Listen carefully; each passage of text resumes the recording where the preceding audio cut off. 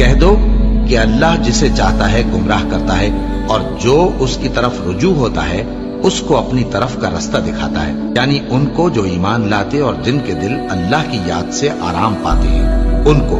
اور سن رکھو کہ اللہ کی یاد سے ہی دل آرام پاتے ہیں۔ جو لوگ ایمان لائے اور عمل نیک کیے ان کے لیے خوشحالی اور عمدہ ٹھکانہ ہے۔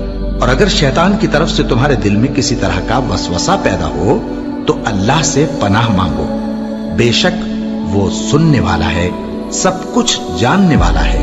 جو لوگ پرہیزگار ہیں جب ان کو شیطان کی طرف سے کوئی وسوسہ پیدا ہوتا ہے تو چونک پڑتے ہیں اور دل کی آنکھیں کھول کر دیکھنے لگتے ہیں، اور جب قرآن پڑھا جائے تو توجہ سے سنا کرو اور خاموش رہا کرو تاکہ تم پر رحم کیا جائے، اور اپنے پروردگار کو دل ہی دل میں عاجزی اور خوف سے اور پست آواز سے صبح و شام یاد کرتے رہو، اور دیکھنا غافل نہ ہونا۔ پھر جب تم یہ نماز تمام کر چکو تو کھڑے اور بیٹھے اور لیٹے ہر حالت میں اللہ کو یاد کرو۔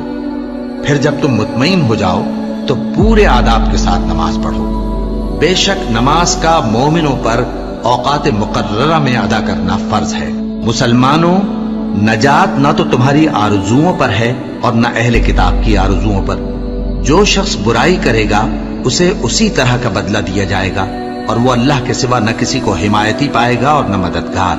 اور جو کوئی رحمان کی یاد سے آنکھیں بند کر لے یعنی تغافل کرے، ہم اس پر ایک شیطان مقرر کر دیتے ہیں تو وہ اس کا ساتھی ہو جاتا ہے، اور یہ شیطان ان کو رستے سے روکتے رہتے ہیں اور وہ سمجھتے ہیں کہ وہ سیدھے رستے پر ہیں، یہاں تک کہ جب وہ ہمارے پاس آئے گا تو اس شیطان سے کہے گا کہ کاش مجھ میں اور تجھ میں مشرق و مغرب کا فاصلہ ہوتا، تو برا ساتھی ہے۔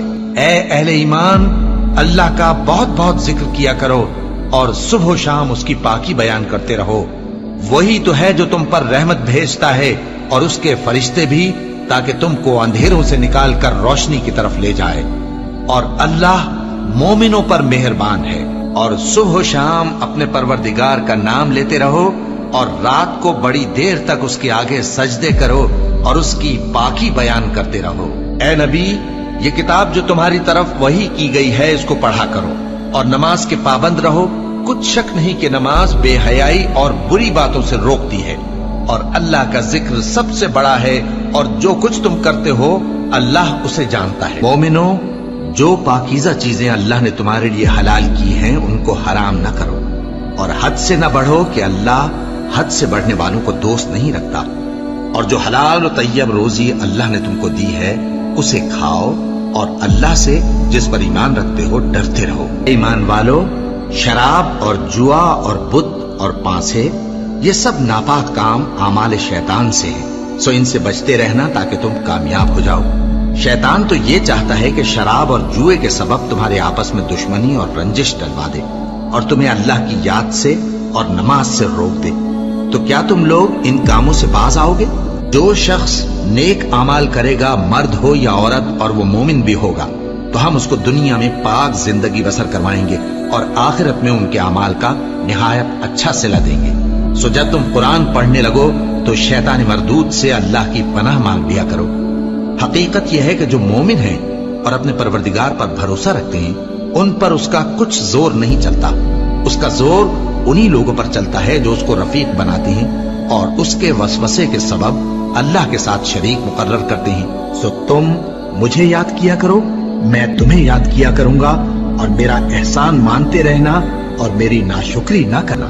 اے ایمان والو، صبر اور نماز سے مدد لیا کرو، بے شک اللہ صبر کرنے والوں کے ساتھ ہے۔ اے اطمینان والی جان، اپنے پروردگار کی طرف لوٹ چل، تو اس سے راضی، وہ تجھ سے راضی، سو تو میرے خاص بندوں میں شامل ہو جا اور میری بہشت میں داخل ہو جا۔